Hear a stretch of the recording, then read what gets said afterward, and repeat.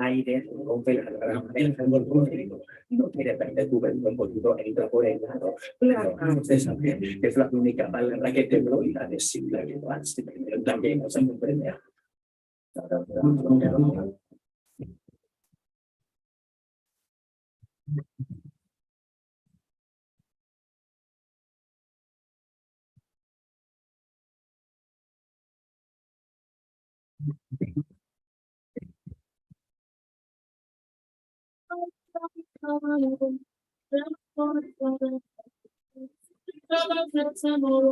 Eso no me va a gustar. Hace tiempo me di cuenta lo que está pasando. También es que se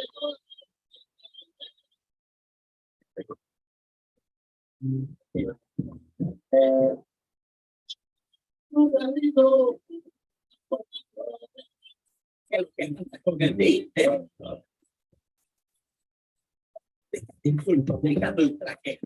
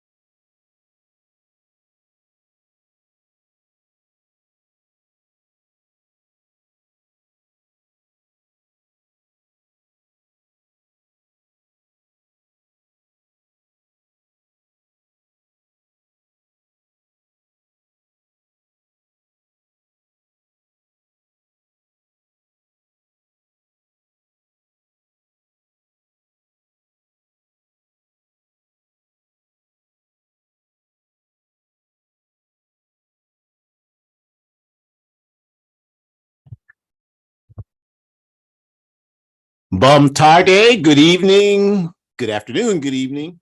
Hope everyone is well. Hope you are reaching your highest level of mental, physical, and spiritual health as always. And we are glad that you are here for our Ancestors' Voices, our 145th episode of our Ancestors' Voices, a program sponsored each Sunday, same time, same place, by the All African People's Revolutionary Party. We're so glad to be with you today for this week's topic, which is the Cooptation of African History Month, the Cooptation of African History Month. So we're going to be talking about the beauty of African history. All people's history is a wonderful thing, but how when a people's history is tied to their oppression and it's tied to their struggle to be free, as is the history of African people, how the capitalist system works overtime to co-opt that history, to take away the militancy in that history. So that's what we're going to be talking about today. So glad that you're here to join us for this topic. And we start, as we always do, by paying respect to the indigenous people of the Western Hemisphere. We stand, sit, lie shoulder to shoulder with them in their struggle for justice and their struggle for the rightful return of these lands to them as they should. And I know a lot of times, we say that and people are like, oh yeah, great. But in your mind, you really don't believe that that's ever going to happen. And so we're just here to tell you, you just keep on believing that. And one day you're going to be faced with the reality that it has happened. Or if you're not, some of your family or people are going to be faced with that reality. And then, you just hopefully the indigenous people will demonstrate just a portion of compassion with folks that has, never been provided to them. So we stand with them in their struggle for justice 100%. And we, of course, stand with our African ancestors, who are the only reason why we are here. We owe everything to them. We live our lives with the effort to bring integrity to the legacy that they have left us. They have struggled from the beginning of our existence in Africa all the way to our miserable existence in these colonized empires. So we continue to fight back in their honor and their memory, and nothing will sway us from continuing to live our lives that way. So we are so glad that you're here for today, this next hour, to talk with us about, or to participate with us on this subject of the co-optation of African history. And we start, as we always do, just with brief introductions. Our Ancestors' Voices, as I mentioned, this is our 145th episode, and it's a weekly program sponsored by the All African People's Revolutionary Party, the AAPRP. And the AAPRP is a revolutionary, independent, mass, Pan-African political party that is based in Africa. We are not based in New York or LA or San Francisco or Chicago or any place like that. We're based in the national homeland of all people of African descent, the African continent. And our objective is Pan-Africanism, which we define correctly as one unified socialist Africa, one unified socialist Africa. And our work to achieve Pan-Africanism, we do have a strategy to do so, is outlined in great detail in Kwame Nkrumah's 1968 book, The Handbook of Revolutionary Warfare, which the cover is displayed on the middle right of the screen, if you're looking at a screen. And this book outlines how the strategy to achieve Pan-Africanism is rooted in the work to unify all revolutionary Pan-African formations on the ground in Africa. And our work in the APRP is focused on that, to build the All-African Committee for Political Coordination, or AACPC, which in its finished form will be the actual manifestation of the All-African People's Revolutionary Party. So just having returned from Guinea-Bissau a couple of weeks ago, I had the honor and privilege to participate in some of that work. I've done it in other areas all throughout the African continent, and our party continues to do that work. And our Ancestors' Voices is hosted each week by myself, Ajamu, and Shakura, my biological and ideological daughter, both of us active organizers within the All African People's Revolutionary Party. So to get us started on our topic for today, the co-optation of African History Month, I humbly turn it over to Shakura. Thank you. Thank you so much, kind sir. Greetings, everyone. Thank you. Thank you. So we are so excited. I think this is probably one of my top 3 favorite seminar topics that we give. I think it's extremely important to really unpack why we would even think to do a seminar about this topic, first of all. And in order to do that, one would have to really think about the conditions and the society that we find ourselves living in. And so, by no means, majority of everything that we have access to in this United States of America has either been taken by force, by stolen force, or by, theft of land, exploitation of people, whether that's through unconsented violation of sexual exploitation. It could be mental exploitation, ideologically exploitation for sure, as well as colonization. And so I think that it's really important to think about how all of those ingredients, if you're thinking metaphorically and we're stirring them in a pot, how all of those are going to contribute to a very atrocious meal, for lack of a better term. And the people who are being served this meal are centering themselves as America being the center and the most important part of the meal. And so, we have to really unpack, why is it that we should start to think more Pan-Africanly instead of just thinking from this American-centered standard? And a lot of that is because it's okay for people to be ignorant. Like, that's very attractive in this country, for you to not know what you're talking about, but to boast and go on like you do know what you're talking about. It's not attractive if you actually want to do research and you want to study and you want to understand things. That's why we have terms, where we degrade people when they indicate things like that.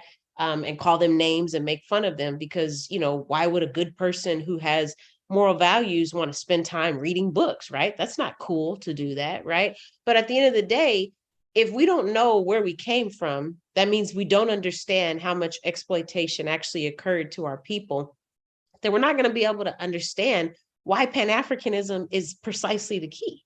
Because if we don't understand what happened to us before some of us were literally dropped off on the United States soil, then we're not going to understand how we fought to prevent a lot of us from getting on the slave ships in the first place. We're not going to understand the contradictions that came with that. We're not going to understand how we were navigating to the best of our abilities. And in some spaces, we had a lot of different European influences that came in and started dictating how we would operate. And to this day, some of those same influences, polygamy, patriarchy, homophobia, they exist very strongly throughout the African continent. And so some of those things have been strongly rooted because of colonialism and then enforced by neocolonialism. And so, but again, if you don't even understand who you are, then you're not going to understand why it's important to study Africa. So even if you yourself were born in Miami, even if you yourself were born in Haiti, even if you yourself were born in Victoria or some other part of Canada, or even in Germany, but you identify as an African, you must go back to the roots, which means understanding what happened on the continent first. You have to. It would be like getting in a car, but not choosing to put on a seatbelt or choosing to put your hands on the steering wheel. I mean, that's foundation. And you're not going to be able to operate the vehicle unless you navigate the steering wheel. It would be the same thing with not understanding your roots. And so if we're studying what has gone on and what has transpired through the history and the herstory and the theirstory of Africa, then that means we're considering what it means to be Pan-Africanist. Because as we have learned from so many other people, whether it was Marcus Garvey, whether it was Kwame Nkrumah, whether it was Sekou Touré, whether it was Amilcar Cabral, whoever it was, they have said to us time and time again, if we are reading the materials that they have published, that they have seen common denominators across the world, that Africans everywhere are under attack, and we are suffering from all of the same ideological and physical issues that are challenging us. Malcolm X talked about how we are suffering from poverty and we are not being able to get access to fresh fruits and vegetables. Marcus Garvey backed him up and said the same thing. And he said, you know, I'm going to travel from Jamaica. I'm going to go to the United States. I'm going to travel to some other parts of the world. I want to see our Africans everywhere living these similar lives. And what he discovered was it was in fact the case.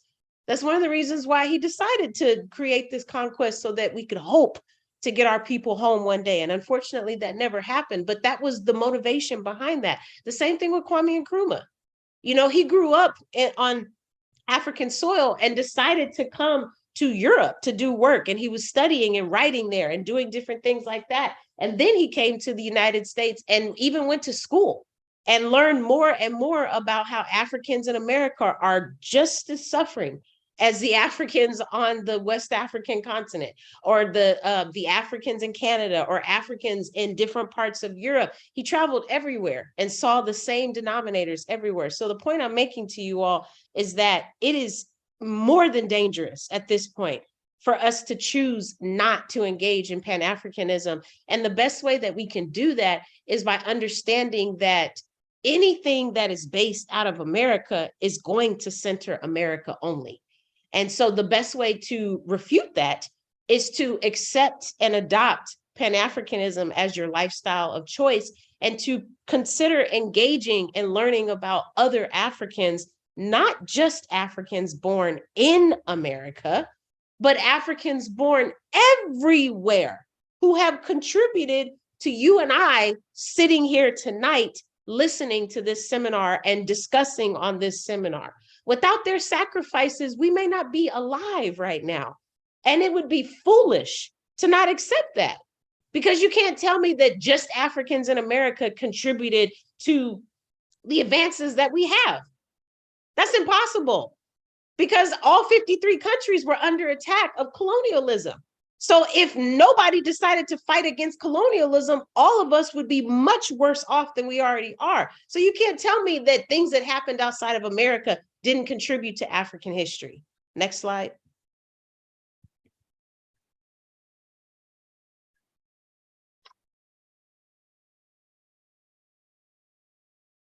I appreciate you. Thank you. All right. And so I'm going to try to do this as quickly as I can and give it back to my dad. But I just also want to highlight that, you know, it's really important from a secondary standpoint. First, we have to acknowledge that Pan-Africanism is the key. And in doing that, we're connecting the dots and we're advancing past this Western imperialist, you know, elitist approach. But we're actually looking at how Africans everywhere have contributed to the conditions that our people are in today. I mean, I try as much as I can to rattle feathers, and I always give the examples of our comrades who were literally fighting off colonizers.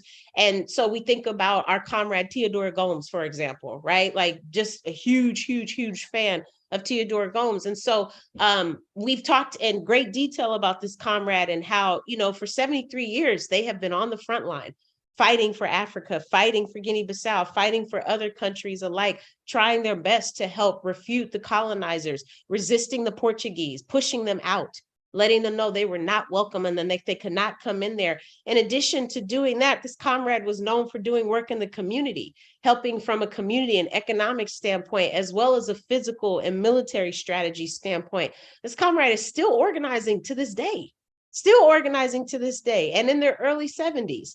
And if I'm not mistaken, I want to say, Daddy, you spoke last week about how they hold a very high position for the PAIGC. So, you know, if we just continue to think about that a little bit more, we have to give honor and glory to the African Party for the Independence of Guinea, because that same organization is our sibling organization. And without them, we wouldn't be who we are as the All African People's Revolutionary Party, and vice versa. We lean on each other because our battles are the same and our end game is the same. We both want Africa to be free of colonizers and neo-colonizers, and we both want Africa to survive off of a socialist system so that we can eventually advance to communism.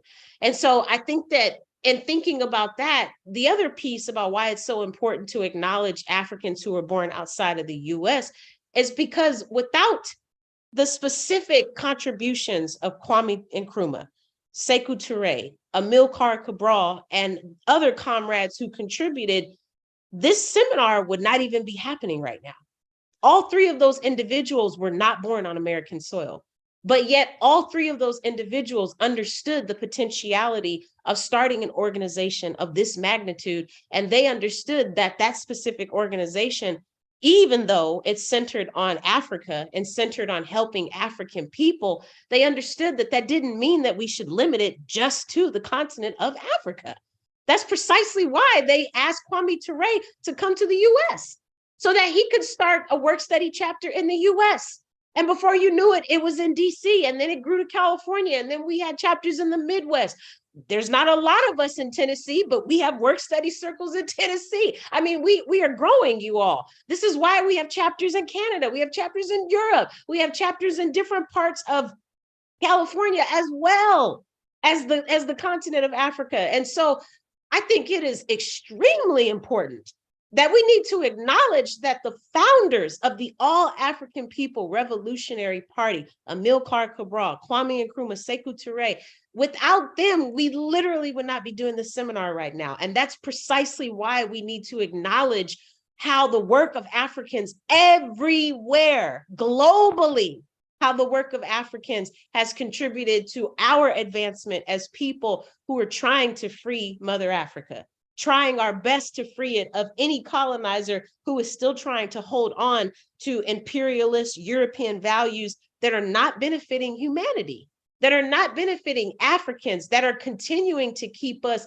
shackled, whether it is physically or ideologically. We need to push all of that out. There's no reason why we should not be controlling all of the resources that Africa is known for producing. And the fact that we have the potentiality to do it means we just need to organize and get those folks up out of there, because they will leave if we force them to. But we're going to have to come together in order to do that.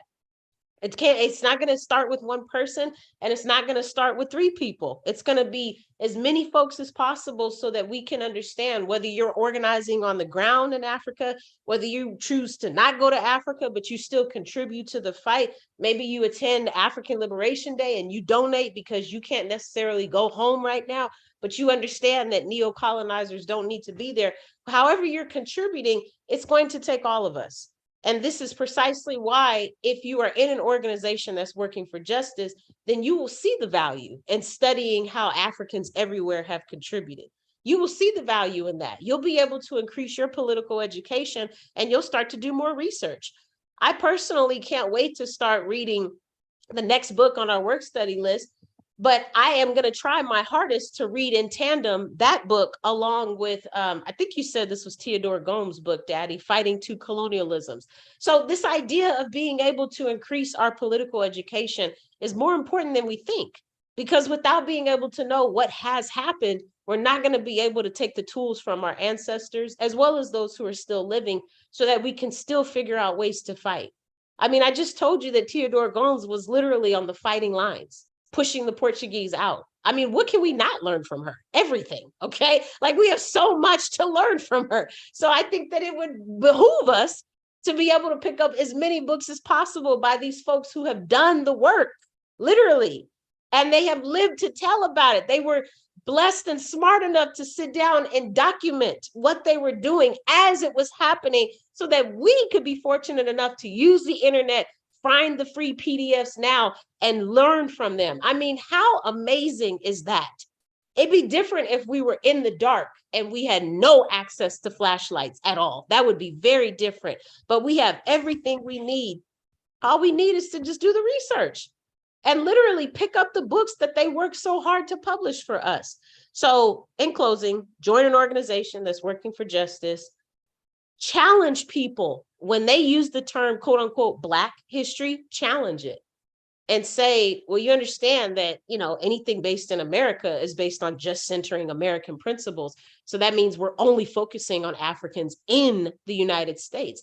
And then I encourage you to challenge that more and say, how dangerous is that?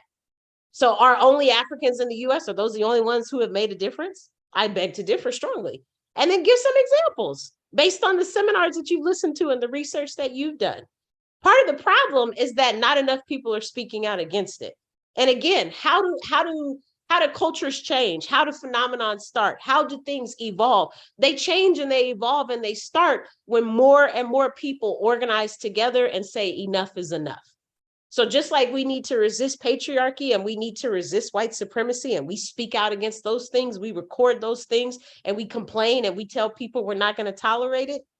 We need to complain and tell people we're not going to tolerate it when they use terms that exclude Africans everywhere, because it's really celebrating African legacies, because history is exclusive to non-male people, but that's another story for another day. In my opinion, you should take that word out too, but neither here nor there. I'm passing the baton back to my dad. Celebrate African history and learn about Africans everywhere. We always say that you should challenge yourself and see how many non-male Africans can you name that were born outside of the US. See how many African males you can name that were born outside of the US. How many African non-binary people can you name that were born outside of the US? Because our job is to resist the centralization of the US, because the US does not deserve to be centered by any means. Ashe. Ashe. Thank you. Medasi, Obrigada. And I just want to clarify, so the book you're referencing is Fighting Two Colonialisms by Stephanie Erdang, Urdang, Fighting Two Colonialisms by Stephanie Erdang. It's a book that chronicles the struggle of the African Party for the Independence of Guinea-Bissau, the PAIGC, and its anti-colonial struggle against the Portuguese, and the role of women in that struggle, women from the General Union of Guinea-Bissau Women, or UDEMU, of which Comrade Sister Theodora Gomez is prominently featured in that book.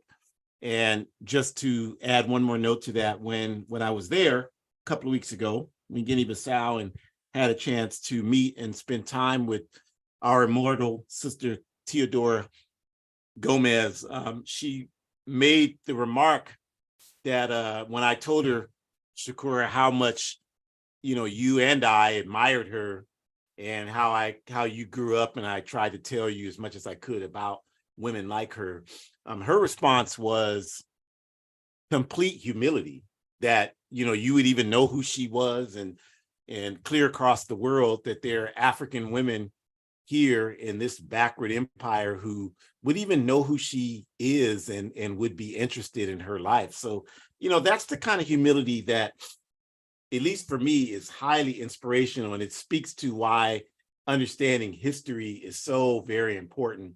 So we want to just go further and talk about, just what is African History Month? February every year is commemorated in this backward dungeon empire as African History Month. So what does that mean? So first we start with just the basic history, right? Carter G. Woodson, the activist scholar, created Negro History Week in 1926. And if you study Carter G. Woodson, and if you have not, you should. He wrote a number of very notable items speaking to our condition, particularly his book, The Miseducation of the Negro. And he talks in that book, he really talks about the psychology of oppression.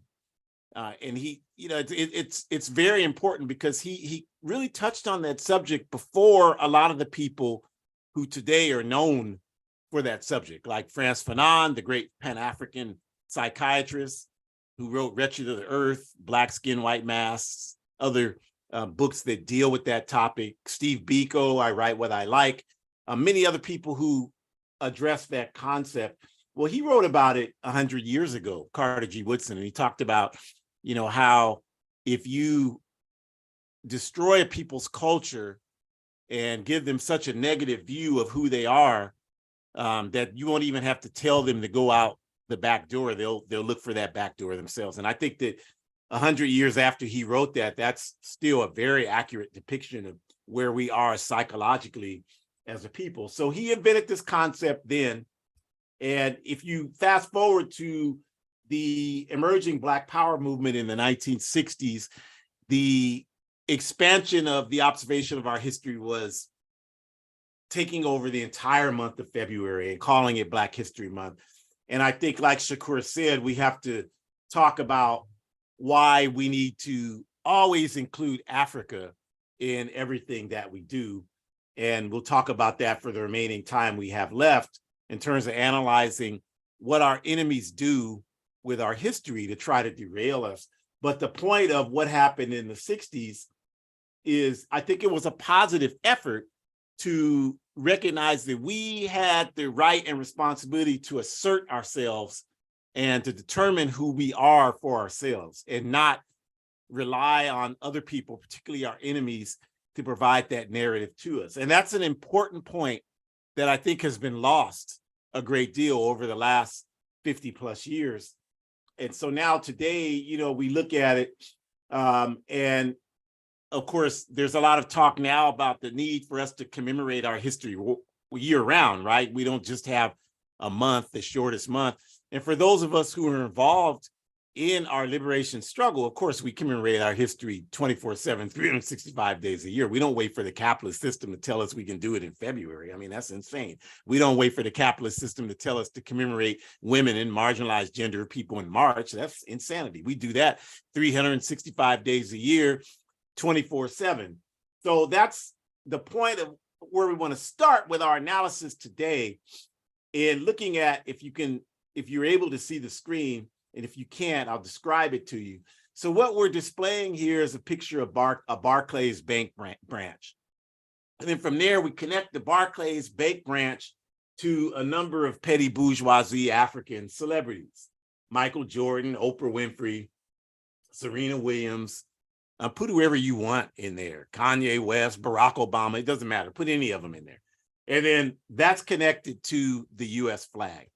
And the point of this graphic, you all, is to make the point that the wealth of this society, this capitalist society, of course, evolves out of the enslavement of our ancestors. It was our ancestors picking cotton, sugarcane, hemp, etc., and so forth.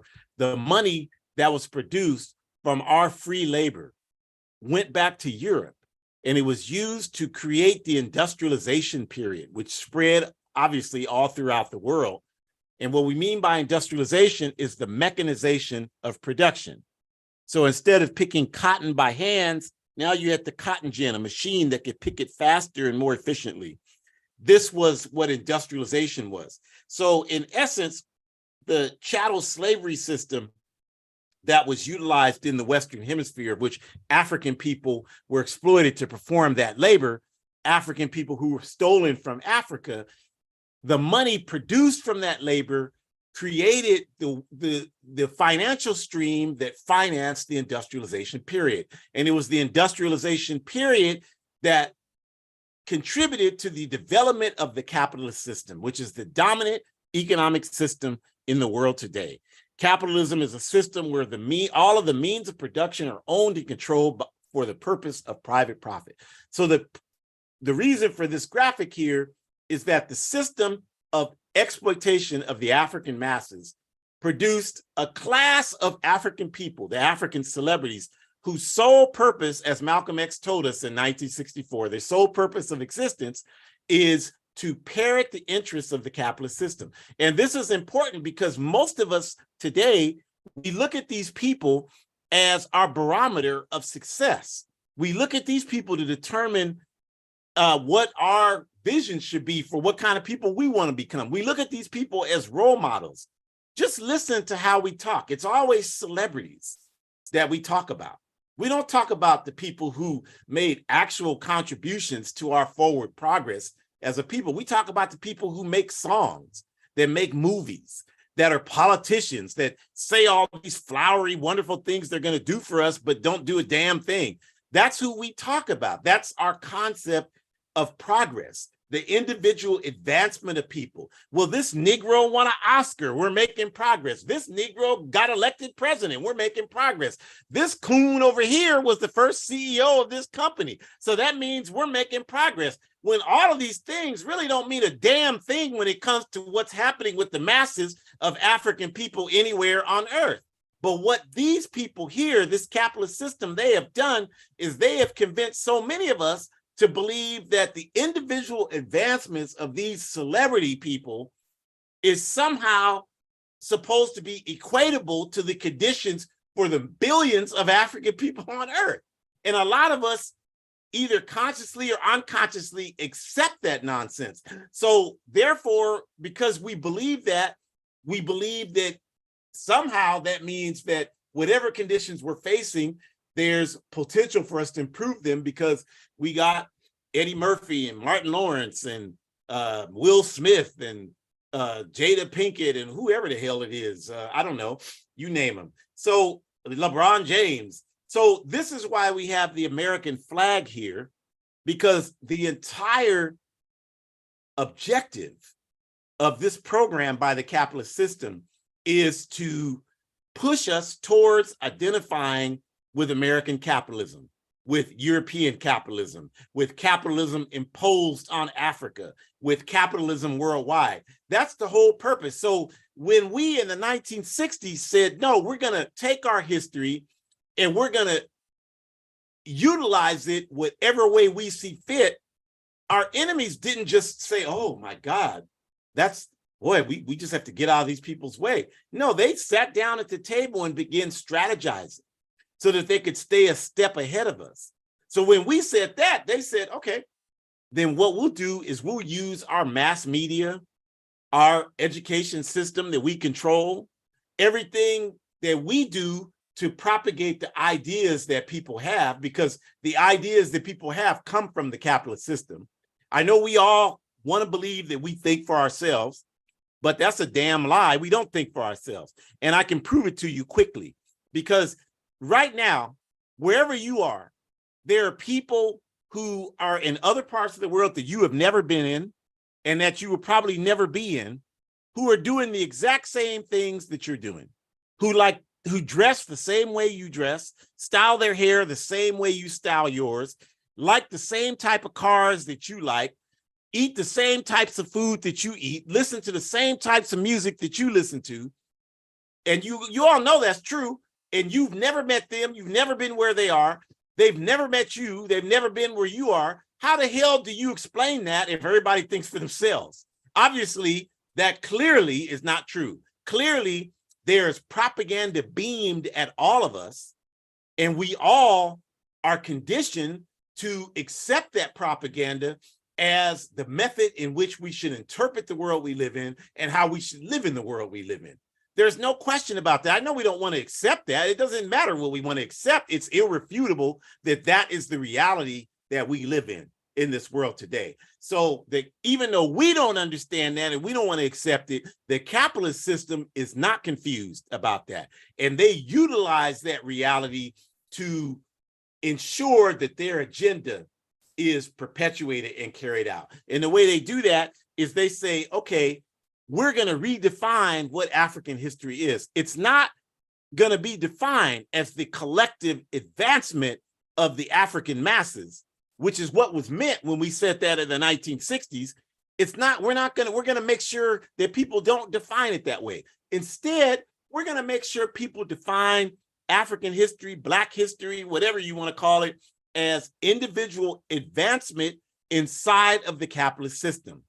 So that's how they've done it. That's why if you look at all of these so-called Black History Month commemorations, programs, sponsorships, whatever, they're all by who? Multinational capitalist corporations. Wells Fargo, State Farm, Aetna. I saw one the other day, Aetna sponsoring African history, Wells Fargo sponsoring African history.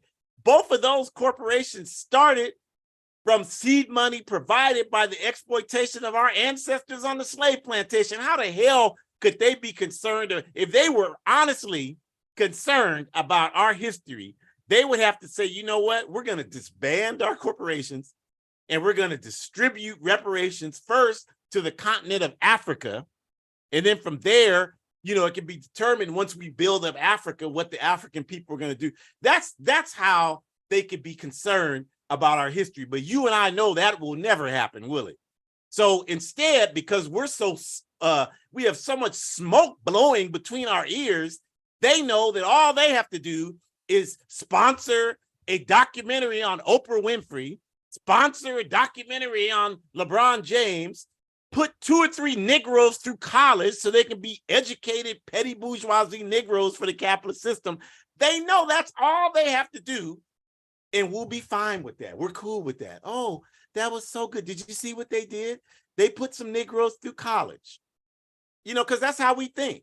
It doesn't matter if Bill Cosby raped and assaulted dozens of women. He put some Negroes through Negro colleges, and they're going to come out and be petty bourgeoisie Negroes. So we shouldn't criticize. I mean, we are, I'm sorry, y'all. The way we function, if Martians landed here 100 years from now and they had video, they'd have to say them people were out of their goddamn minds. I mean, that's all they could say.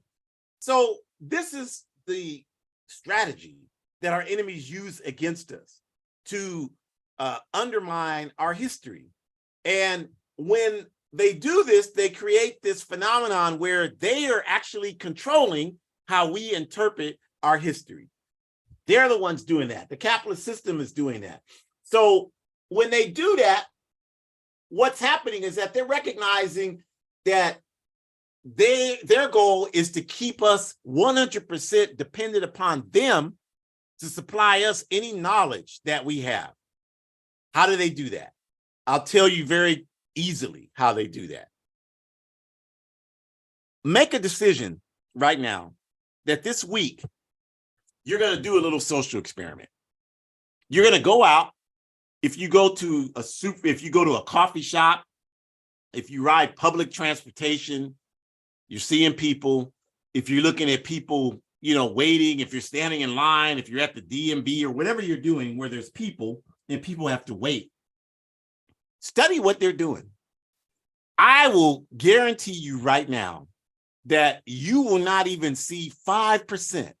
You won't even see that, but you won't even see 5% of the people you're observing reading serious material.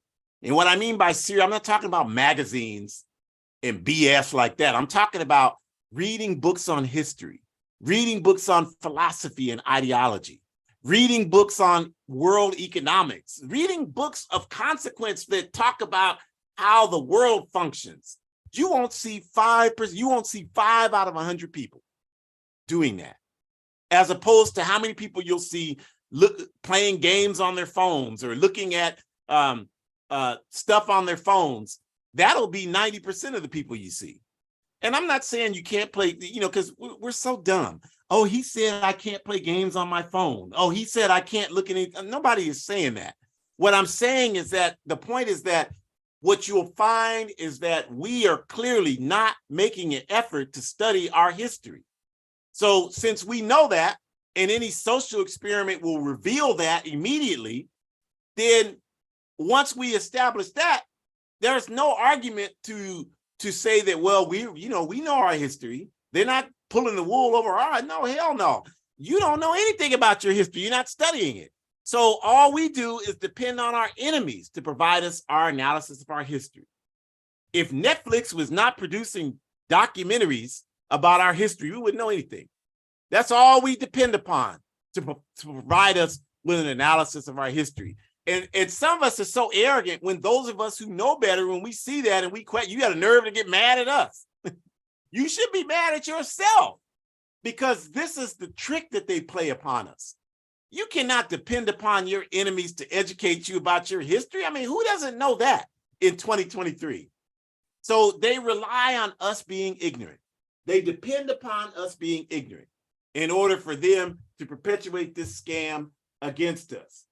And so it's not a question of them being intimidated by African history. They're not like people, they're scared of us and our history. No, they're struggling to get in control of our interpretation of our history, which is not difficult for them to do because we're not doing anything to protect and defend our history.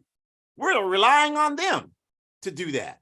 We're relying on them to do that. So I had a discussion in Guinea-Bissau, one of our comrades there, and these Africans had secured a copy of the Selma movie, and they had it in Portuguese. I think it was on TV there. And they were telling me how offended they were. These are people that never been to the US and probably never will come here. But they were telling me how offended they were because they knew they had studied the history enough, because we went to a Martin Luther King Center in Bissau, the city of Bissau in Guinea-Bissau. They had hundreds of people there commemorating the life and works of Reverend Dr. Martin Luther King Jr. That they had a center there. You here in this country, and the leaders of the independence movement in Guinea-Bissau, you never even heard of them until we said their names. Amilcar Cabral, Teodora Gomez, Carmen Piero. You never even heard of the Titina Sila. You never even knew these people. So these Africans on the ground, and I'm not trying to insult anybody, I'm just making the point of what an effort is made here to keep us ignorant here. You can't refute that. So these Africans had studied this movie, they'd studied the civil rights movement in this country, and so they knew that the movie was incorrect with how they portrayed Malcolm X. They knew that, and they were telling me that. I'm like, yeah, you're absolutely right. It was 100% correct. Whereas we are so silly in the head here that if some of those Africans, if we had a lot of us here had a chance to encounter them and have a discussion about that, a lot of us would argue with them. Well, you're not there. You don't even know. No, you don't know. They know much better than you do because they're studying history. Anybody can know if they study history. So that's the part we have to understand, is that if you have taken no effort to study your history, if you're not participating in the study and analysis of your history, you don't know it. It's just that simple. You don't know it. I know you want to believe you do, but you don't. You don't know it. You don't know it. You only know what your enemy has fed you, like an animal in a cage. That's how you know it. And so their objective with this, as I mentioned, they want to drive you to American identity. Because if they keep you ignorant about who you are, and meanwhile they're constantly bombasting you with pro-American propaganda, you're going to be influenced by that. And so that's why you think that you have to have American in your identity, because you have been conditioned to believe that America is the winner and everybody wants to be affiliated with the winner. And so you think that that's a good thing to be affiliated with America, that's a prideful thing to be affiliated with America. That's what we think here in this backward society. And we don't, our people have done a lot of work to bring Africa into the forefront, but there's constant efforts to dismantle that. And that's all coming from the capitalist system. I don't care if people say, well, we've been in this hemisphere for thousands of years as African people. We're black people indigenous to the America. That's a capitalist analysis. I don't care if people say, well, we came here, we fought here on the plantation, so we have earned our right to be here. That's a capitalist analysis. Why did I say it's a capitalist analysis? Because this land belongs to other people. And you know damn well, if somebody came and stole your house and kicked you out of your house, there would never be a day that you woke up and said, well, I guess that's their house now. You would see that, as you should, as your house for the remainder of your life. So we have to be people who stand up for justice. We cannot expect anybody to see our suffering if we're not willing to see anybody else's suffering. So we have to tell the truth. And the truth is, this land belongs to the indigenous people of the Western Hemisphere. And when we say indigenous people, we're talking about the Indians, the Mexicans, the Puerto Ricanos, the Chicanos. Those are the indigenous people of the Western Hemisphere, the natives. Those are not you, African. You're not indigenous to the Western Hemisphere. Yeah, there might have been, of course, there were Africans who sailed over here thousands of years ago, and there are a few of us that may be descendants of those people, but that's not even 1% of us today that can make that claim. And those of you saying that, you know damn well that's true. So stop all those lies and open up some books and study Africa, because I have never met anybody spreading that nonsense who knew even the slightest thing about Africa. Even the slightest thing, they don't know. And that's why they have to make up history and make up these lies to make themselves feel better about themselves. So they're no better than all of these people who are outwardly supportive of the capitalist system. Just because you blanket it in this so-called Black identity, it's still a capitalist analysis. That's exactly what it is. So what we're saying is that we give all of that back to them. We are not Americans. We're Africans in America fighting against American capitalism. That's who we are. We don't want anything to do with American identity. Hand me an American flag and I'm setting it on fire. I'm telling you that right now. Hand me a US flag and that bad boy is going to be set ablaze. I'm telling you that right now. We have nothing but contempt for everything that it stands for. And don't come at us like the man the other day. I was doing a presentation. Well, why are you here? I said, you people, your ancestors stole everything we had from Africa for 500 years, including me. That's why I'm standing here, including the internet that I'm here talking through, including the clothes that I have on, including the car that I got here and the gas I put in it to get here. So we're here building capacity to take all our stuff back. That's why I'm here. It has nothing to do with you because you don't even belong here. You're an alien invader here, an illegal alien here in this hemisphere. So we owe you nothing. I don't know why you all keep being so kind and polite to these people. When they stop you with that racist violence, tell them, get the hell out of my face before I knock the hell out of you. I don't know what is wrong with us. So that we feel like we have to give compassion to these beasts and these animals. That tells you how sick we are right now.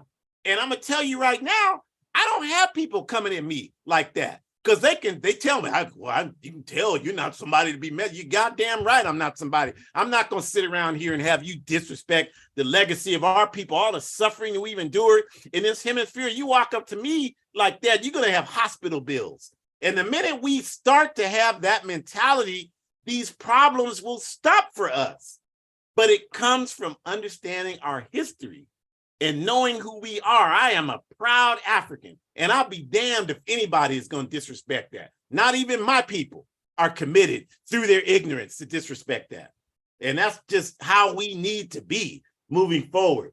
So, if we don't address that, the best we can do is be good slaves, be educated slaves. That's the best we can do.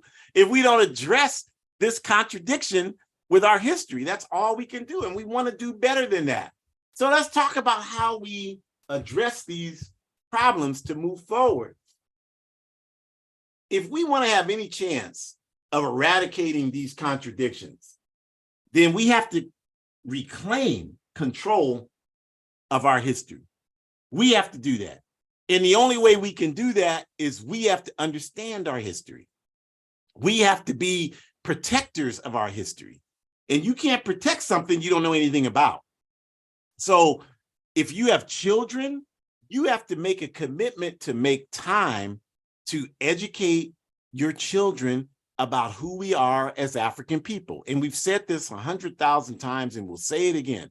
We have all the materials to help you with your children. I say that all the time. Reach out to us. We always give you the address of betterworld.me. Nobody ever does. Nobody ever does because we don't see it as important. But it's the most important thing we could do. So we're saying, get control of our history. We have to do that, and we have to do it in an organized fashion. We can't just do it individually. That's not going to work. So that means we have to move our understanding of who we are outside of the parameters provided to us by our enemies. We have to determine who we are outside of the parameters provided to us by our enemies. Well, I don't think inside the parameters provided by our enemies. I think for myself. Okay, let's evaluate that statement. You got the name of the slave master. Every time you introduce yourself, you're introducing the slave master. You speak the language. We speak the language of the slave master. Every time we talk, we're representing the slave master. We call America home. Well, I'm going home. So the plantation, we identify with that as a slave master, but you think for yourself. I mean, I don't understand how we could be that confused. I'm not criticizing you for having a European name. History forced that on you. Not criticizing you for speaking a European language. History forced that on you. Not criticizing you for living in the Western Hemisphere. History imposed it on you. I am criticizing you for normalizing those things. Like that's how life is supposed to be. No, it's not. You know, people see me, oh, Jamu, oh, that's an interesting name. That's interesting that you have that name. And when they say that to me, I say, no, that's not interesting at all. That's how it should be. What's interesting is that your name is Johnson or Jackson or Jones. That's interesting. Like you don't see any Asian people named Jones and Smith. And if you do, you would look at them like, how the hell you get that name? But it's been so normalized with us, we don't even ask the question anymore. We just assume that when an African has an African name, that's strange to us. That's some backward thinking right there. But yet it's everywhere among our people. So that's what we have to come to understand, is how we can think outside of those types of parameters and begin to think as a free people. I don't want the master's name. I want to learn an African language. I want to speak African language to my children. I want to be a part of the struggle to liberate African people. That's how you think outside of the parameters provided by your enemies. And, you know, we have to reclaim all of this history that the enemy has co-opted from us. You know, Dr. King, I have a dream. And then 5 years pass and then he's assassinated and you don't even know why. Because what did he say in the I have a dream speech? And we have never bothered to study any of the other speeches he gave after that. We don't even know what those are. So it doesn't make sense. Why would he be assassinated for saying we should be together? Well, you believe that because they told you James Earl Ray, the white man, killed him because he didn't want to integrate. And so, again, your interpretation of our history is the one provided by our enemy. So you accept that. So to you, case closed. There's nothing else to talk about. That's it. And that had nothing to do with why Dr. King was killed. James Earl Ray had nothing to do with why Dr. King was killed. So we have to reclaim all of that in our image. We can't let them make Dr. King a poot butt that wouldn't defend himself. That's what they want you to believe because they want you to be a poot butt that won't defend yourself. We can't let them get away with that. We're not going to let them get away with that. We can't let them get away with softening the militancy of El Hajj Malik El Shabazz. They want to soften his militancy because they want you to soften your militancy. We're not going to let them get away with that. We're going to reclaim the militancy of Malcolm X because he gave us that and he gave his life to give us that present. And I'll be damned and we'll be damned if we take that for granted and let it seep through the holes in the concrete because we're too cowardly to reclaim our history. And we certainly have to reclaim Africa. We are reclaiming Africa today. Africa is our home and we are reclaiming it. We are not giving in to that. I don't care if we're here 1,000 years. This will never be my home.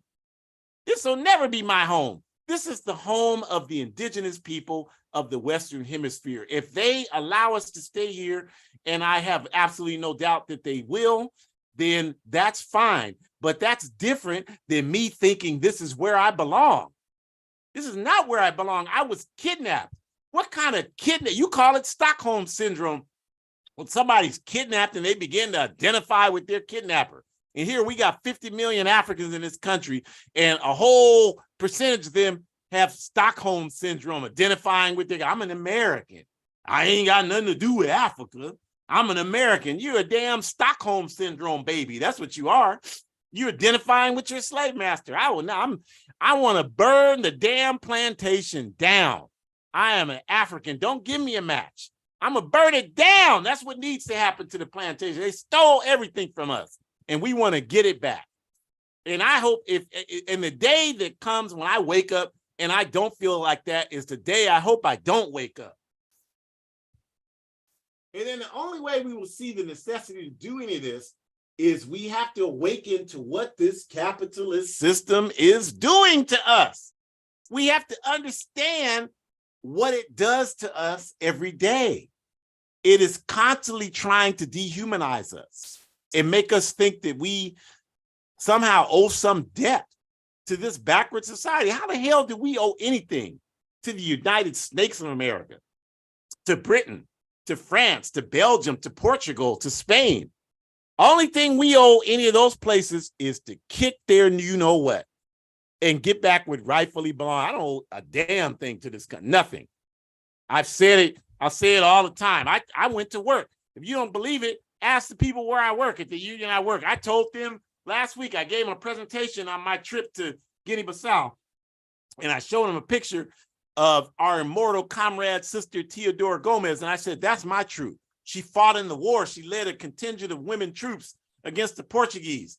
She's 80 years old. I told them, that's my, right there, that's my troop. That's who I support. You could take all the U.S. people in the U.S. military, and a lot of them in the room had been in the U.S. military. I said, all of y'all that were in the U.S. military, meld all of you together, and you don't have the courage this woman has in her pinky nail. And that's the damn truth, because she stood up and risked her life for justice. You wouldn't know justice if it slapped the you know what out of you, putting on that damn uniform and fighting for red, white, and blue. You got to be out of your damn mind. So we have got to recognize, and we should have contempt for what the capitalist system does. I do. I'm sure you can hear it. Contempt for what the capitalist system does for us. Well, it might not be the hell with that.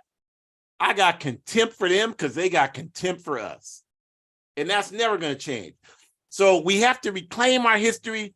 And the bottom line is that we do it through an organized effort. You cannot do it individually. You've got to be involved in supporting the movement for African liberation.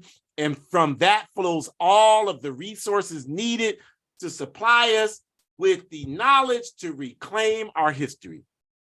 And that's a very critical part of our liberation struggle.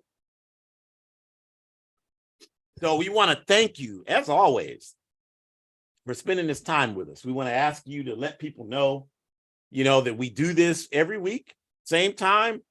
Next week will be God, Ancestors willing, our 146th episode. We're going to continue to bring the noise. People still watch. We have a lot of people who watch, and we're honored and humbled by that.